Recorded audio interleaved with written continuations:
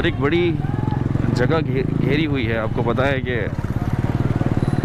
बल्कि आप लोग तो खुद यहाँ सदर से बहुत गुजरते होंगे।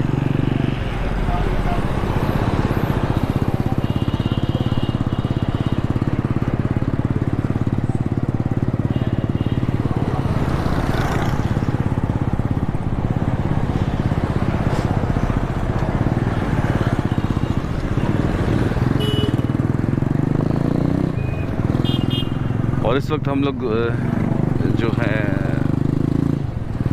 सदर के उस इलाके में जा रहे हैं जहां पर आपको ठेले ही ठेले दिखेंगे ताहद्दे निगाह।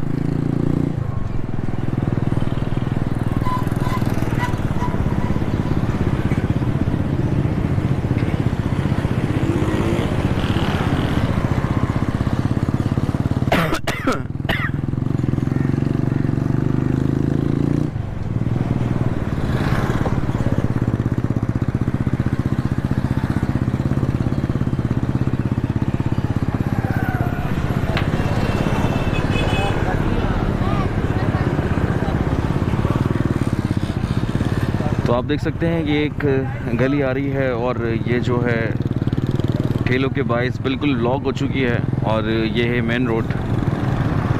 और कल यहाँ से हम इतने मज़े से गुजरे थे और आज रास्ता तलाश करना पड़ेगा जाने के लिए। और ये पूरी सड़क आप देख सकते हैं कि पूरी बंद हो चुकी है।